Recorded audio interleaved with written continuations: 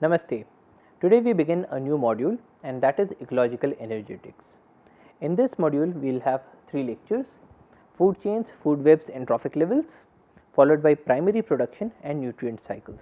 So, let us begin with the first lecture: food chains, food webs and trophic levels. Now, this is an image that we all must remember from our school days. So, it says that there is grass and grass is eaten by some insects, and then there is a frog that eats these insects, then there is a snake that eats the frog, and then there is the hawk or the eagle that eats the snake, and the plants are getting their energy from the sun, and this is what essentially a food chain is. Now, in the case of ecology, we are going to study this food chain in greater detail and also understand what are the kinds of nuances that we observe in different food chains and food webs. So, let us begin by defining what a food chain is. The transfer of food energy from its source in plants through herbivores to carnivores, detritivores or decomposers is referred to as the food chain. So, detritivores are waste or debris feeders, and the food chain has primarily got to do with the transfer of food energy. So, the sun is providing energy to the plants, and that energy is getting stored in the form of carbohydrates and in the form of different organic molecules. So, that energy from sunlight is getting converted into chemical energy, and this chemical energy is moving through different organisms in this community in the form of the food chain. And we also have a number of other definitions that we will use later on. So, autotrophs are organisms responsible for primary production, also known as primary producers, and they include trees, plants and algae. Auto means self, troph means nutrition. So, auto is self, troph is nutrition. So, these are plants that are making nutrition by themselves.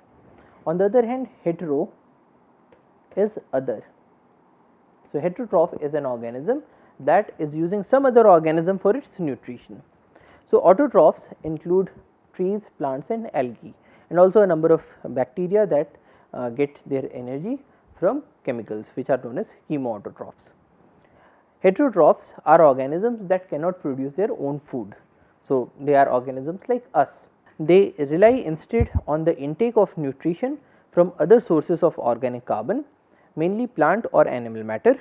An example includes most animals such as us. Now, autotrophs are divided into photoautotrophs and chemoautotrophs. Photo is light. So, photoautotroph is light self nourishment or light self nutrition. So, photoautotrophs are organisms that use light as a source of energy to manufacture organic molecules and food. Example, most plants. And chemoautotrophs, chemo is chemical.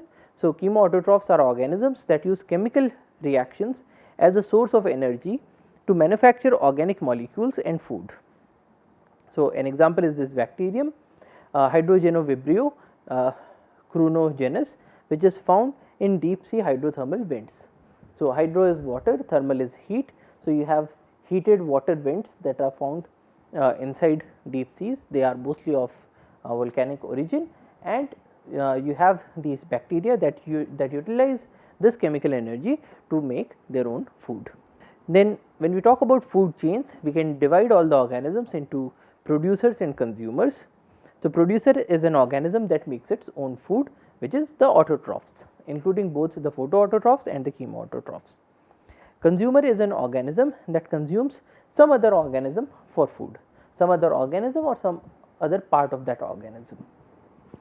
Now, the consumers which are using some other organisms or parts of their or of some other organisms as food are further divided into primary, secondary, tertiary and quaternary consumers. Now, primary consumer is an organism that consumes the producers, that is this is an organism that consumes the plant matter or the autotrophs. So, example is a grasshopper, or another example could be the cow or all the herbivorous animals, cheetal, sambar, elephant, and most of these organisms are very important prey species in the ecosystem. Now, these species are eaten up by their consumers, their predators, which go by the name of secondary consumers. So, primary consumer is something that is a herbivore, and secondary consumer is a carnivore. It could also be an omnivore which is also feeding on the plants, but primarily it is a carnivore. So, it is an organism that consumes the primary consumer. So, that is the frog. So, we have the producer. So, you have the producer that is eaten up by the primary consumer, which is then eaten up by the secondary consumer, which is then eaten up by the tertiary consumer, which is then eaten up by the quaternary consumer, and so on. So, tertiary consumer is somebody who eats a secondary consumer, an organism that consumes the secondary consumer. Example is a snake. So, and quaternary consumer is an organism that consumes the tertiary consumer, such as the hawk. So, in this particular example we are seeing that you have producer in the form of a grass, and the primary consumer is a grasshopper, the secondary consumer is a frog, the tertiary consumer is a snake, and the quaternary consumer is a hawk or maybe an eagle. Now, these consumers can also be classified as herbivores, carnivores, omnivores, detritivores, and so on. So, just going through the terms, herbivore is an organism that eats only plants, they are primary consumers, example is a cow. Carnivore is an organism that eats other animals, and they can be secondary, tertiary or quaternary consumers. So, they can be anywhere, but they cannot be the primary consumer and they cannot be the producer. So, an example is the tiger. Omnivore is an organism that eats both plants and animals, and they are generally secondary or tertiary consumers. Example is the bear. So, the bear can eat some insects, it can also eat some amount of flesh, but it also feeds on fruits, it also feeds on roots of plants, and so on. So, it is an omnivorous animal. Next is a decomposer. A decomposer is an organism that converts dead material into soil and recycles the nutrients. So, when we are talking about any food chain, so in this food chain not only is energy getting passed, but also other nutrients such as minerals. So, for instance, when we talk about proteins, so proteins have nitrogen in them. So, the plant proteins have nitrogen, from there the nitrogen has moved into the grasshopper, from there to the frog, from there to the snake, from there to the hawk and eagle. But then if all the nutrients, all the inorganic materials and the nutrients, if they get locked up in all the organisms, in that case the plants will not be able to get the nutrients. So, herein comes the role of the decomposers. So, the decomposers break up the bodies of all of these and also of the plants when they are dead, and then they release all of these nutrients back into the soil. So, decomposer is an organism that converts dead material into soil and recycles nutrients. Decomposers include detritivores and microorganisms. Now, detritivore. So, when we say herbivore, so herbivore, vor is eating and herbie is herbs. So, this is an organism that eats herbs or that eats the plants. Carni means flesh. Now, this is the same word root that we also see in carnival, which is a festival of the flesh.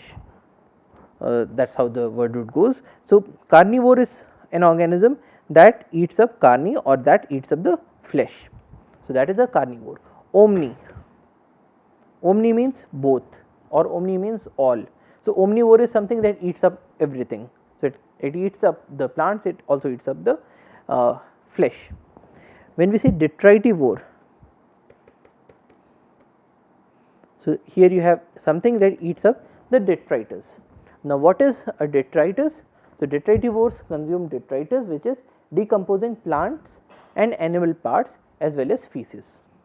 So, any dead part, any decomposing part, so the organisms that eat up those are known as detritivores.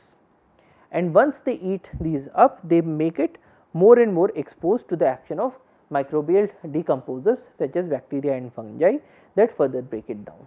So, a good example of detritivore is an earthworm. So, if you have dead leaves that are there in the soil, the earthworm will eat up those dead leaves and then it will take out some amount of nutrients from there, but in this process it will also convert those dead leaves into its own fecal matter. And by breaking off the larger tissues into smaller chunks, it makes it more and more exposed to the action of the microorganisms such as bacteria and fungi, which further break it down to release all the nutrients into the soil. So, that is the role of the detritivores. Now, when we talk about food chains, there are two kinds of food chains. One is the grazing food chain and the second one is the detritus food chain. Now, grazing food chain starts from the plant base. So, it starts from grazing the plant base.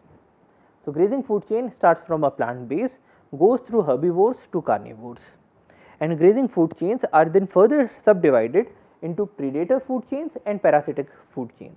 Now, on the other hand, a detritus food chain starts from the detritus or the dead and decaying matter, and then it goes through detritivores to carnivores.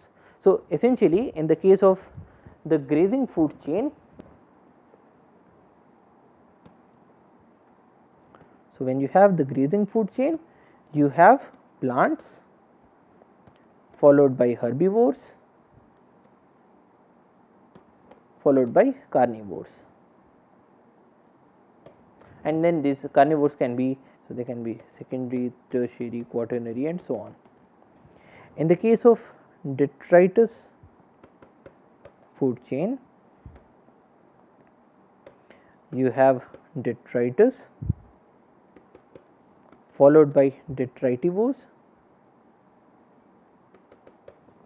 and then these are followed by the carnivores,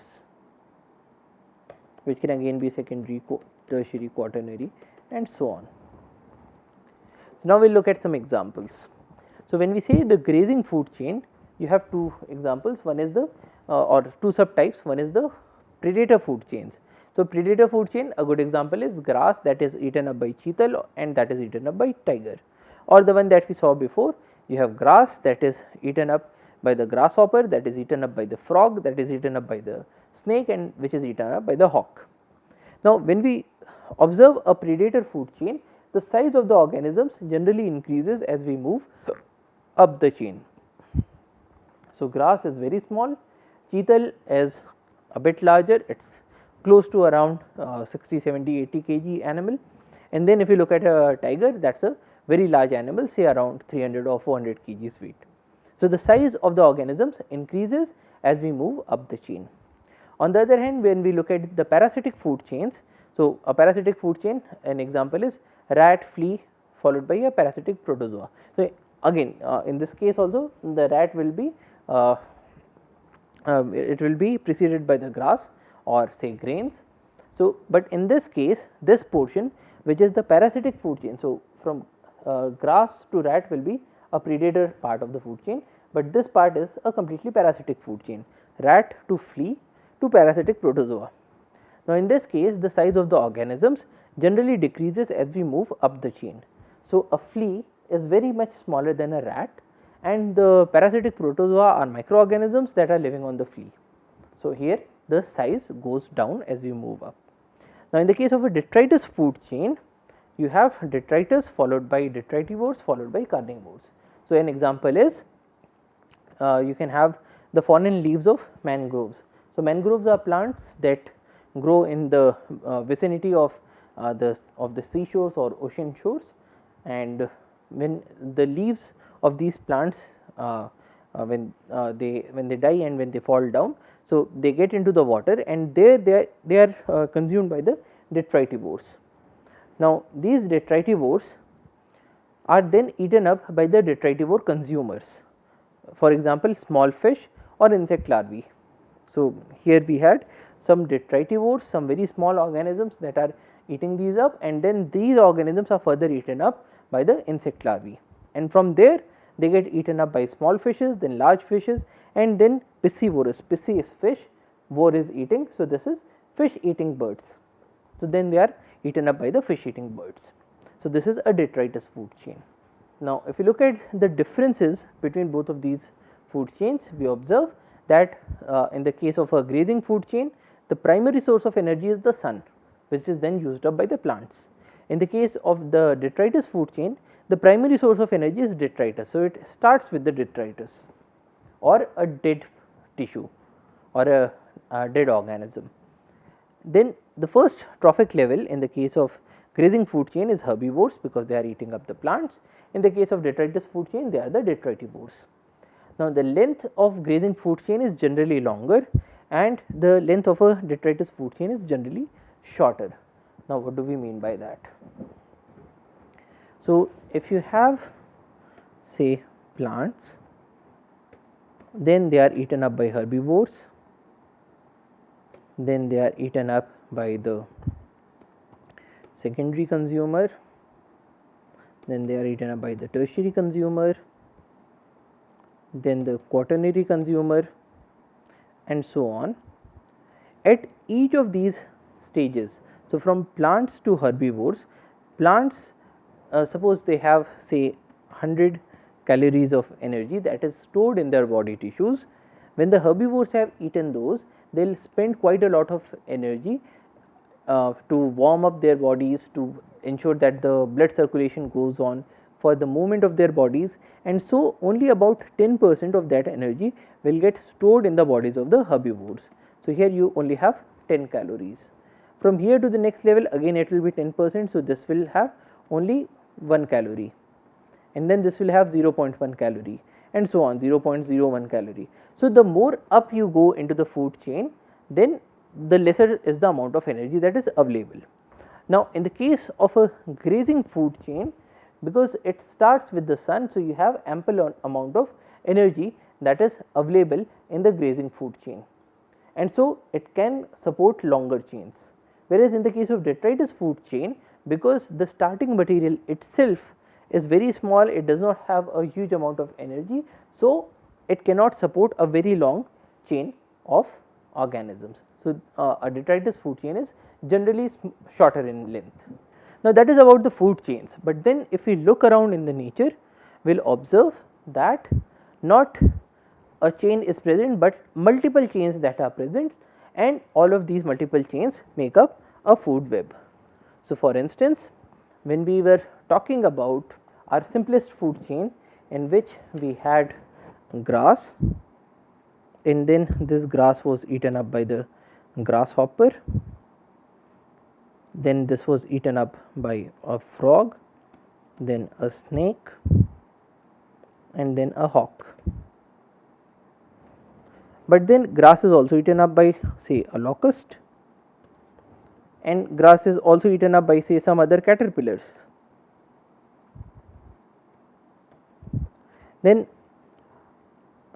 a frog will also be eating up a locust, and maybe there would be some birds that would directly be eating up a caterpillar, or they would also be eating up a locust.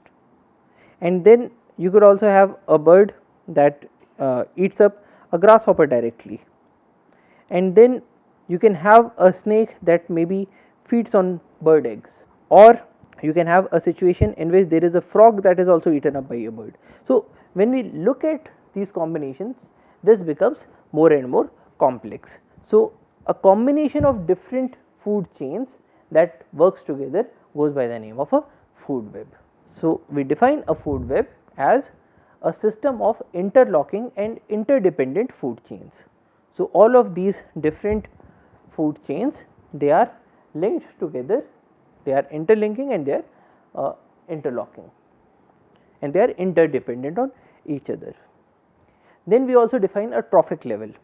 A trophic level is each of several hierarchical levels in an ecosystem consisting of organisms sharing the same function in the food chain and the same nutritional relationship to the primary source of energy.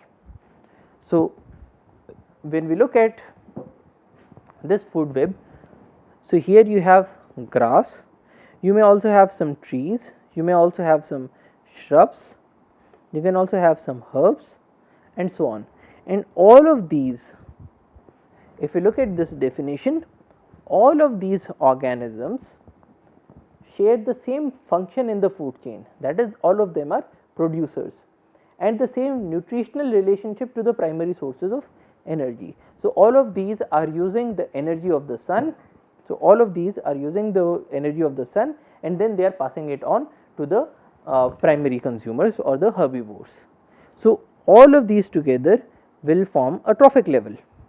Similarly, all of these together, the grasshopper, the locust, the caterpillars that are eating or that are feeding on these organisms, the grass, trees, shrubs, herbs and so on, they will form another trophic level. So, when we look at a food web, we can define different trophic levels. We can define organisms that are producers, that are primary consumers, secondary consumers, tertiary consumers and so on.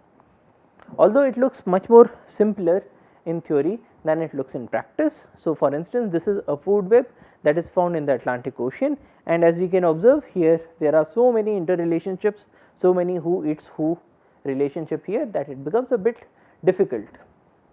But then it is also possible that one organism may be a part of several different trophic levels. So, for instance, here we have a situation in which you have a bird that is eating up caterpillars. So, when this bird is eating up caterpillars, so you have caterpillar as the primary consumer. So, the bird becomes a secondary consumer. But then if this bird eats up a frog, so in this case the frog is a secondary consumer. So, here the bird will also become a tertiary consumer. Or if this bird eats up say some fruits from the trees, so it will also become a primary consumer.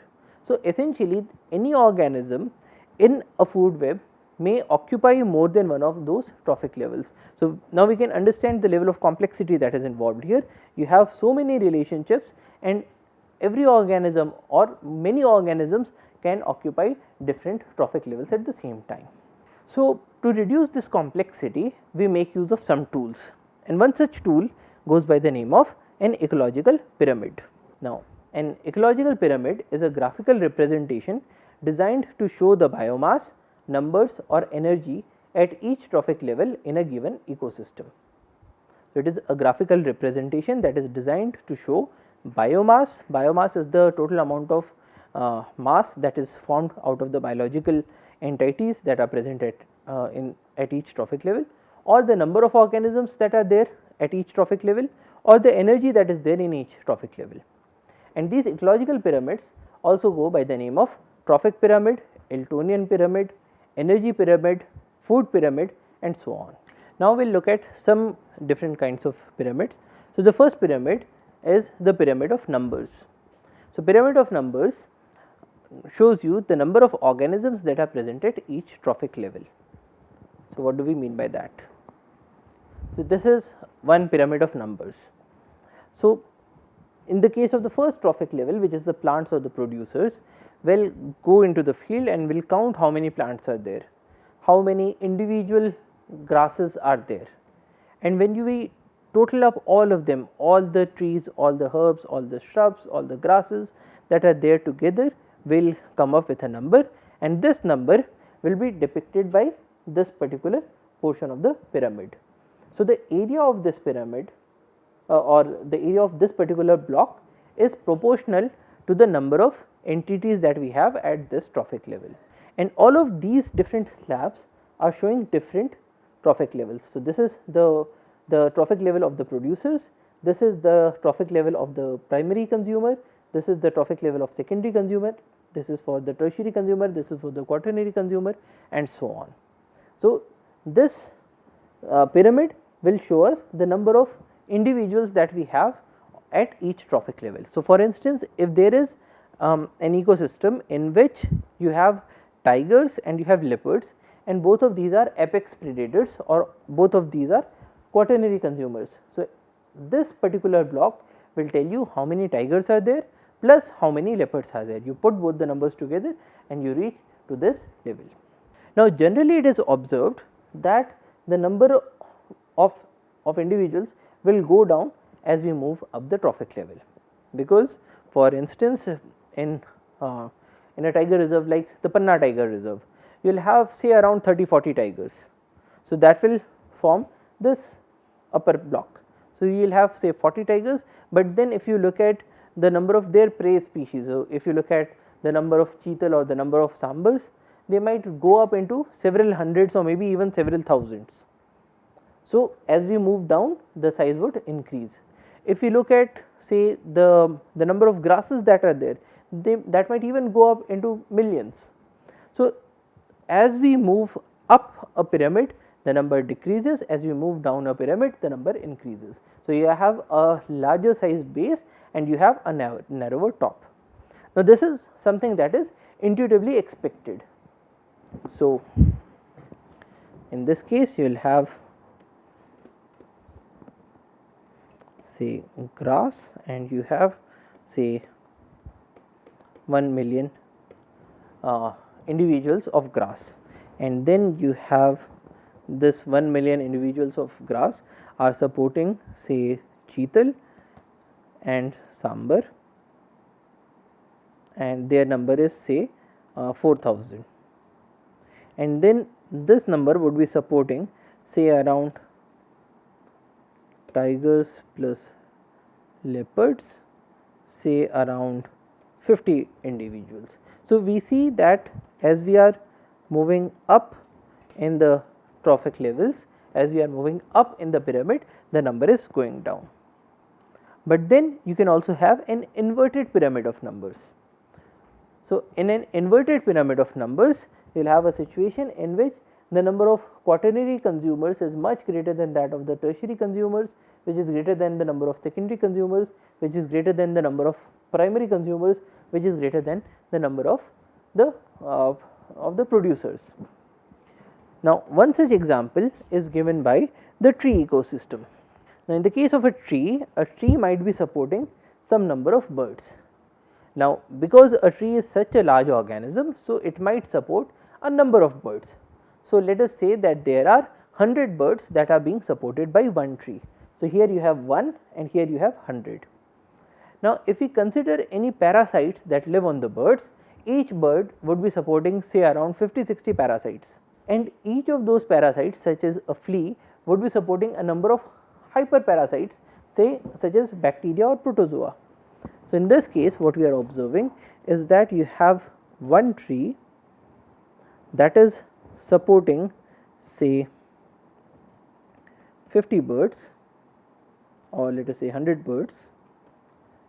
Now, each of those birds is supporting say 10 parasites. So, if each of those supports 10 parasites, so this particular block would become 10 into 100 is 1000 fleas or 1000 parasites. Now, if each of these parasites is supporting say 200 bacteria, so in that case the number of bacteria that will come on the top here would be very large, because each parasite is supporting 200 bacteria and you have 1000 parasites. So, you have 200,000 or 2 lakh bacteria. So, this is a pyramid of numbers that is inverted, because you have a smaller sized bottom and a larger sized top. You can also have other shapes such as a spindle. Now, in the case of a spindle, you have a middle range that is larger and then that is followed by a smaller portion. So, for instance, in place of having these parasites, so we remove the parasites and the hyperparasites that were there in our example, and now you only have these birds that are supporting a population of hawks, and these are say frugivorous birds. Now, frugivorous means that these birds are living on fruits. Frugi is fruit, vori is eating, and they are supporting say 10 hawks. So, here we have a pyramid of numbers that looks like a spindle, which is this shape. Another such example could be from one of the lakes or maybe from the seas. So, now in the oceans what we have is we have the phytoplanktons. Now, phytoplanktons are microscopic organisms that are able to sequester carbon. So, they perform photosynthesis and they act as the producers in this case. So, now these phytoplanktons support the zooplanktons. Now, zooplanktons are again microscopic organisms and these are animals. So, these are microscopic animals that are feeding on the phytoplanktons. So, these are microscopic plants and these are microscopic animals. Now, it is possible that in a certain situation where the rate of reproduction of the phytoplanktons is very high. So, you have phytoplanktons that are able to multiply themselves very quickly.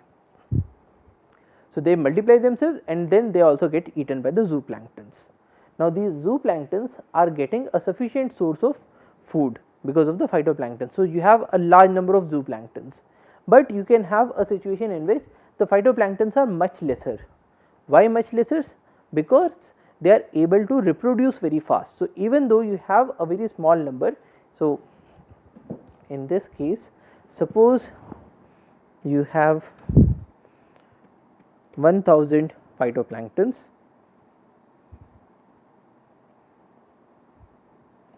and suppose they are able to duplicate themselves every hour.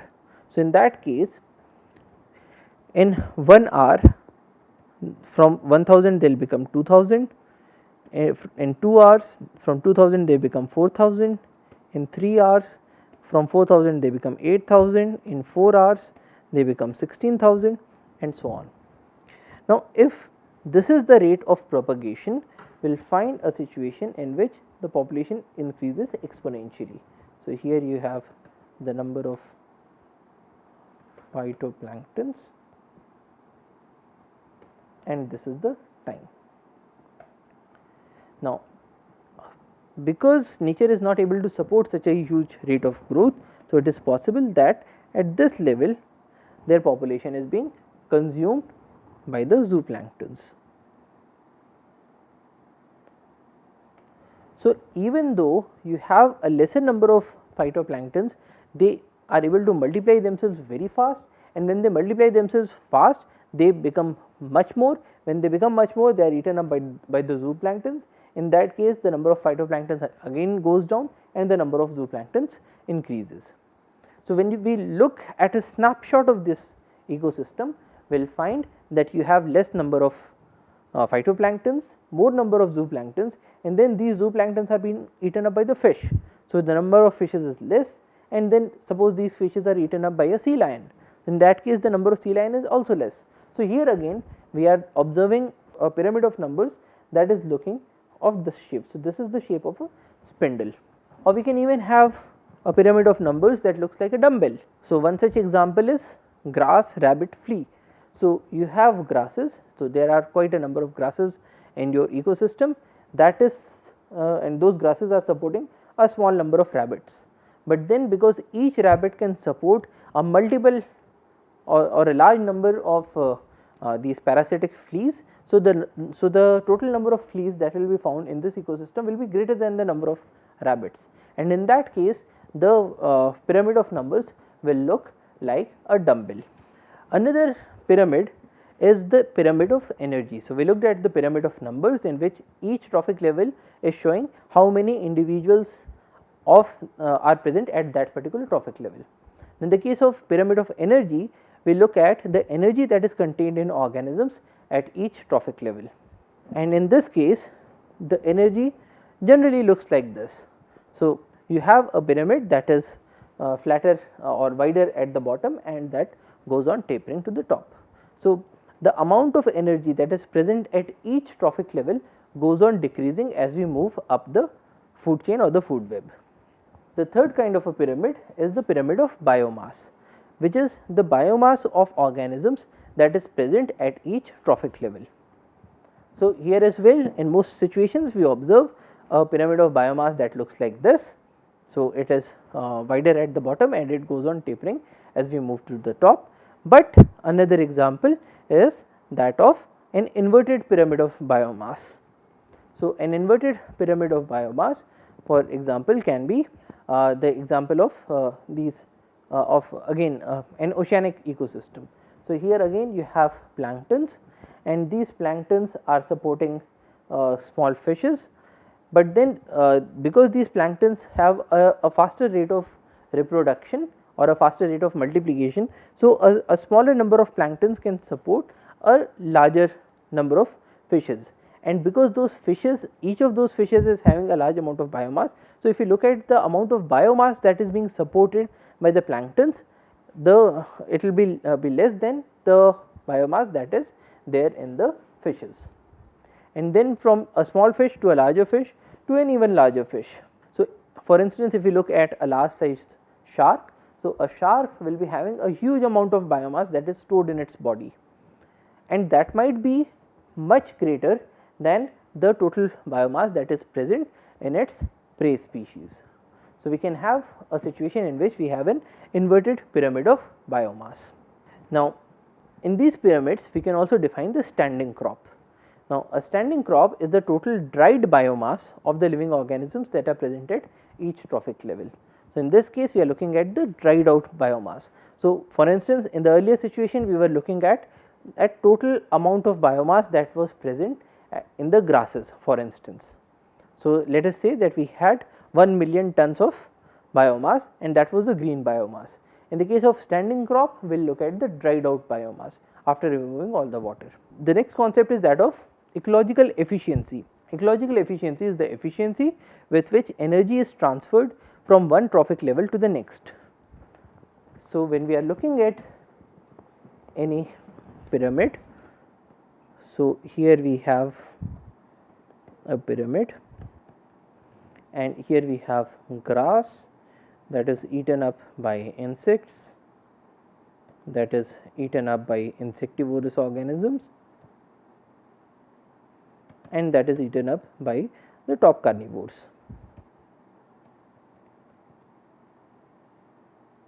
Now, in the case of ecological efficiency, we are asking the question, when energy is being transferred from one trophic level to the next, how much amount of energy is getting transferred and how much amount of energy is getting lost. Now, why do we see a loss of energy? Because if we have any organism, say a human being that is eating food. Now, if we eat up say 1 kg of food, we will not increase our mass by 1 kg. So, if we are eating 1 kg of food, it does not mean that our weight will go up by 1 kg. Why? Because we are using that energy for movement, both outside and also for movements inside the body, such as the movement of blood inside our blood vessels, the movement of the heart, and so on. We are also using that energy for respiration, and in that process of respiration we are also releasing quite a lot of energy in the form of heat. Then that food is not completely getting digested, because for instance, if we are eating a plant based material, if we are eating say carrots, so some portion of that carrots gets digested and absorbed and assimilated into our body, but then we also lose quite a lot amount of those carrots in our feces, because it contains a number of plant materials such as the cell walls, cellulose, that is not digested. So, all of that biomaterial is getting lost in this process of being moved from one trophic level to the next trophic level. Then we will also use some amount of energy in getting the food. So, there are a number of processes in which we are losing the energy, and ecological efficiency asks the question, what is the efficiency with which energy is getting transferred from one trophic level to the next. So, how do we compute that? We first define some sub parts of this ecological efficiency. So, the first one is the exploitation efficiency. Exploitation efficiency is the amount of food ingested divided by the amount of prey production. So, for instance, if you go to Kanha and if you have say 10,000 kg of biomass that is available in the form of cheetal, and in a year out of that 10,000 kg of biomass that is being produced by the cheetals, if our tiger is eating up say 100 kgs. So, the amount of food that is ingested, that is 100 kg, divided by the amount of food that is being produced in the prey, that is 10,000 kg, will give us a certain amount of efficiency which goes by the name of exploitation efficiency. So, I in this case is showing the amount that is ingested at the nth trophic level. So, we can define it at any trophic level, we can even define it for the grasshoppers that are feeding on the grass. So, in that case, how much amount of biomass is being eaten up by the grasshoppers divided by the amount of biomass that is being produced in the previous trophic level. So, which is why we have n minus 1 and P is the rate of production, that is the exploitation efficiency, how much of the biomass are you able to exploit. Now, once you have exploited that biomass, you now need to assimilate that biomass into your own body. So, in that case we define the assimilation efficiency, which is the amount of assimilation divided by the amount of food ingestion. So, in case you have eaten say 1 kg of food, how much of that food gets assimilated into your body. So, it is AN divided by IN, which is the assimilation efficiency. Next we have the gross production efficiency. Gross production efficiency is the consumer production divided by the amount of ingestion. So, let us first look at the net production efficiency. Net production efficiency is the consumer production divided by the amount of assimilation. So, once you have assimilated say 100 grams out of the 1 kg that you had ingested. So, out of that 100 grams, how much is the amount that you are using it for production in your own body. So, that production could be in the form of increase in the weight of your own body or in the form of more number of offsprings and their increase in weight. So, that is Pn divided by An, the amount of production at the nth trophic level divided by the amount of ingestion at the nth trophic level, and that is the net production efficiency. And if we use In, the amount ingested at the nth trophic level in place of the assimilation, then we have the gross production efficiency. And from all of these we come to the ecological efficiency. Now, ecological efficiency is the exploitation efficiency, that is In divided by Pn minus 1, that is the amount that was produced in the previous trophic level, and here In is the amount that is ingested at this trophic level. You multiply that by the assimilation efficiency, which is the amount assimilated divided by the amount ingested. You multiply that by the net production efficiency, which is Pn divided by An, and you get to this amount of Pn divided by Pn minus 1, which is the amount that is being produced at the previous trophic level, and you have the amount that is being produced at this trophic level. So, the amount that is being produced at current trophic level divided by the amount that is being produced in the previous trophic level gives you the ecological efficiency. So, essentially if you have grass that is being fed by grasshopper, so if grasses increase in weight by say 10 kg, how much is the increase in the weight at this trophic level of the grasshoppers and the other primary consumers is what the ecological efficiency would be asking. And we have a rule of thumb in this case which goes by the name of the 10% rule. Now, 10% rule says that during the transfer of energy from one trophic level to the next, only about 10% of the energy gets stored as biomass. So, that is the ecological efficiency is close to about 10%. The remaining is getting lost during transfer, lost during incomplete digestion and broken down in respiration. Now, to give an example, the efficiency of plants in capturing the sun's energy is only about 1%. Now, this is not 10%, this thing needs to be remembered.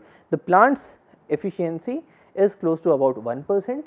So, if you have say 1000 calories of energy that is being absorbed from the plant from the sun, so out of that 1000 calories, only 1%, that is 10 calories will get assimilated or will be used in the production of the grass.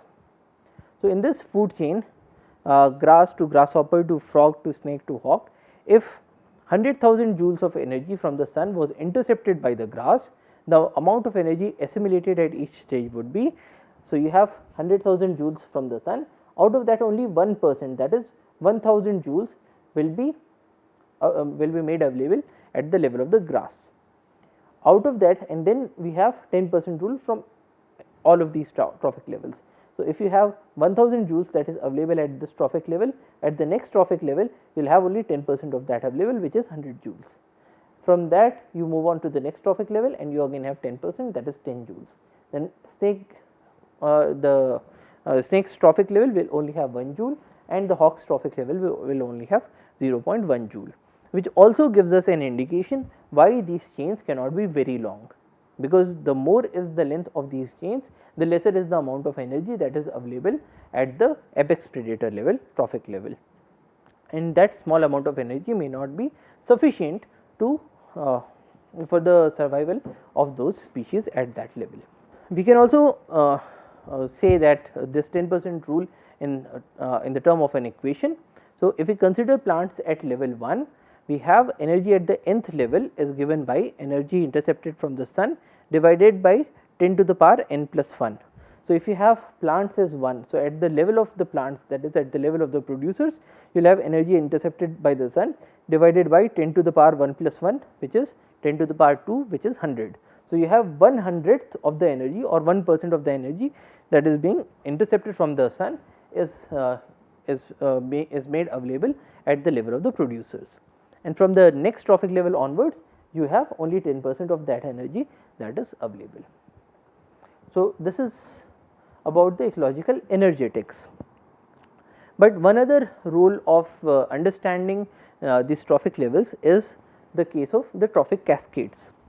Now, what is a trophic cascade? It is an ecological phenomenon that is triggered by the addition or removal of top predators and involving reciprocal changes in the relative populations of predator and prey through a food chain, which often results in dramatic changes in ecosystem structure and nutrient cycling.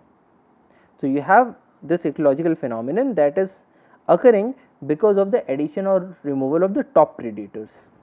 So, if we have this ecological pyramid and you have different trophic levels, you have producers, primary consumer, secondary consumer, and so on, and here you have the apex predators.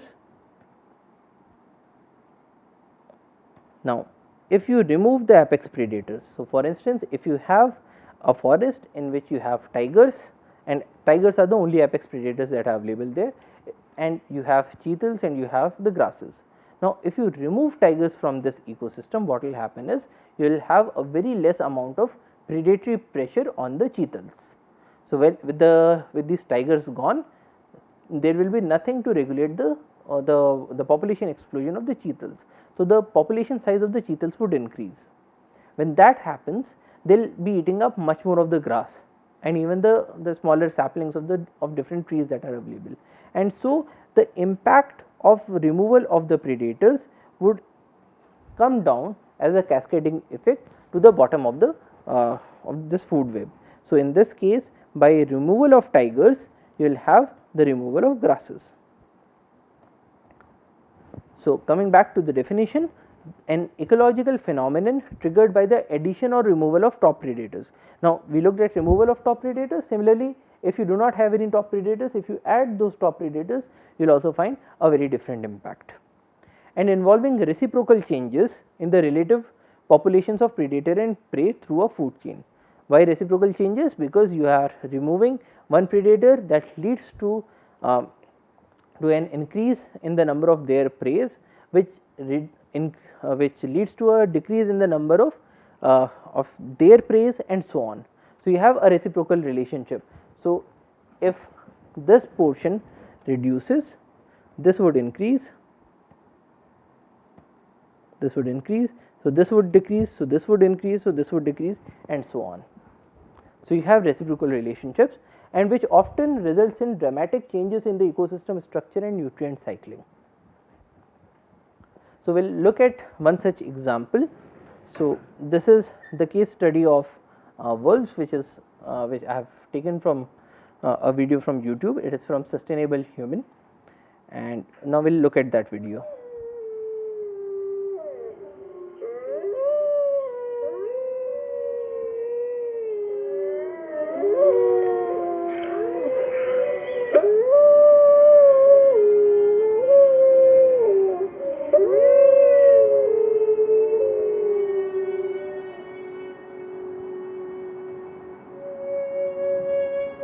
the most exciting scientific findings of the past half century has been the discovery of widespread trophic cascades. A trophic cascade is an ecological process which starts at the top of the food chain and tumbles all the way down to the bottom. And the classic example is what happened in the Yellowstone National Park in the United States when wolves were reintroduced in 1995.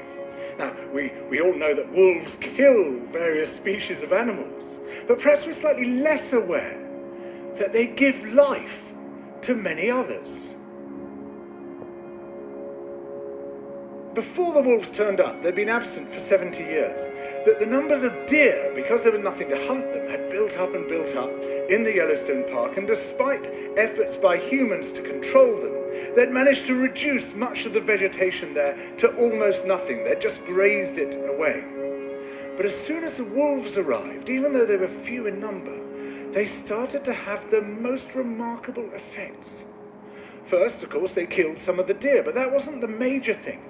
Much more significantly, they radically changed the behavior of the deer. The deer started avoiding certain parts of the park, the places where they could be trapped most easily, particularly the valleys and the gorges. And immediately those places started to regenerate.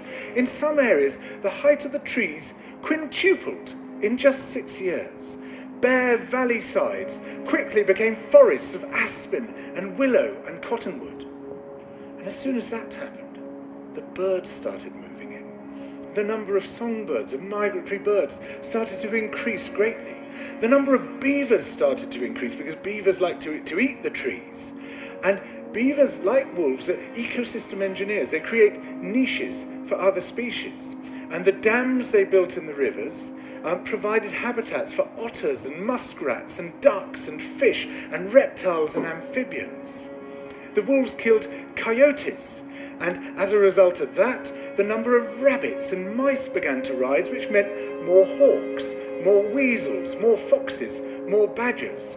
Ravens and bald eagles came down to feed on the carrion that the wolves had left.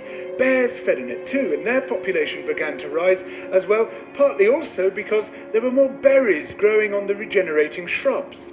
And the bears reinforced the impact of the wolves by killing some of the calves of the deer. But here's where it gets really interesting. The wolves changed the behavior of the rivers. They began to meander less. There was less erosion. The channels narrowed. More pools formed. More riffle sections, all of which were great for wildlife habitats. The rivers changed in response to the wolves. And the reason was that the regenerating forests stabilized the banks so that they collapsed less often, so that the rivers became more fixed in their course. Similarly, by driving the deer out of some places and the vegetation recovering on the valley sides, there was less soil erosion because the vegetation stabilized that as well. So the wolves, small in number, transformed not just the ecosystem of the Yellowstone National Park, this huge area of land, but also its physical geography.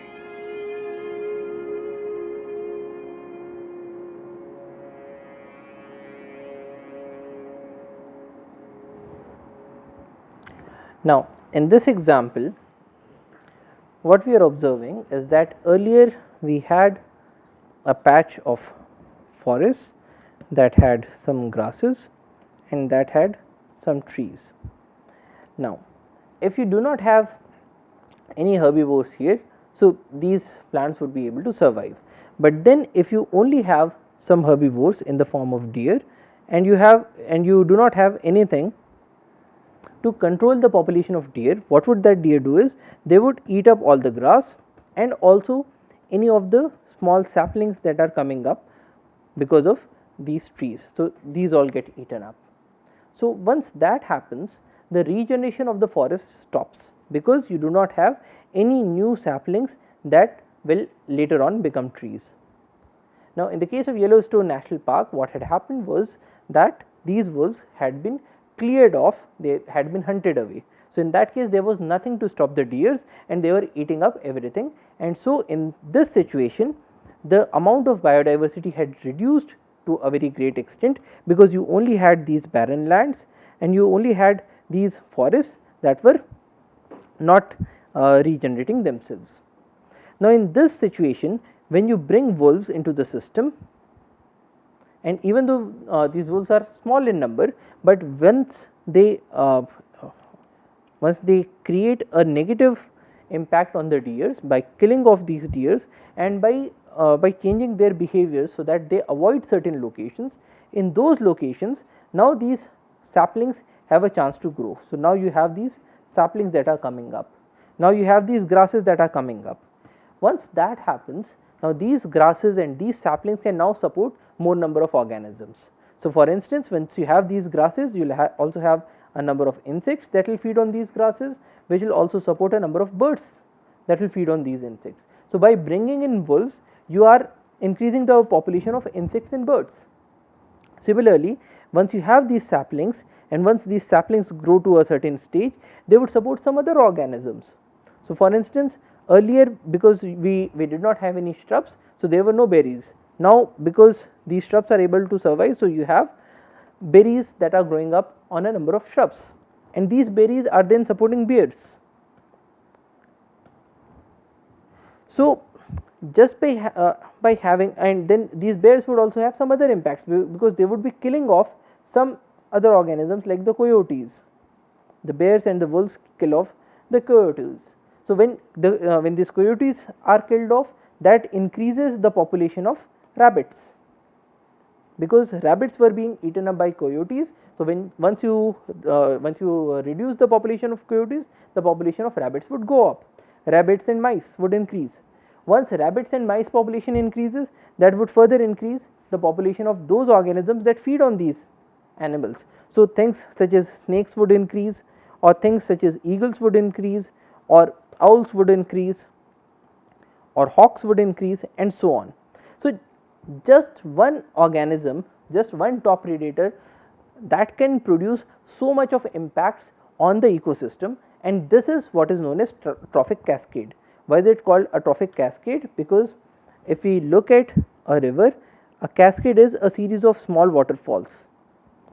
So, each of these small waterfalls will be called a cascade.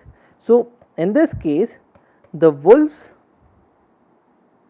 are impacting some other organism, they impacted the deer, which then impacted the shrubs and the herbs of that area and the grasses of that area, which then impacted the bears in that area, which then also impacted something else, the coyotes in that area, and so on. So, the impacts are moving up and down in the food web. So, which is why we call these as trophic cascades, and they play an extremely important role not only in the ecology, but also in the geography of the region.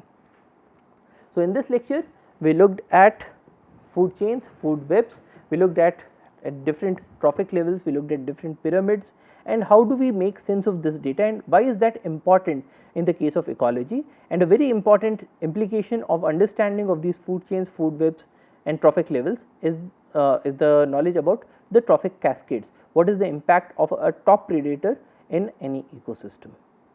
So, that is all for today. Thank you for your attention. Jai Hind.